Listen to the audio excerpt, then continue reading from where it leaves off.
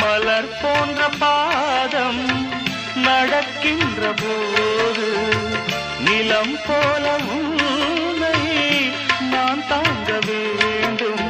இடையினில் ஆடும் உடையன நானும் இணை பிரியாமல் துணை வர வேண்டும்.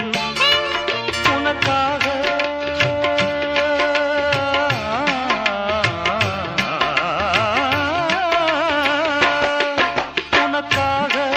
பனிக்காற்றை தினம் தூது போக வேண்டினேன்.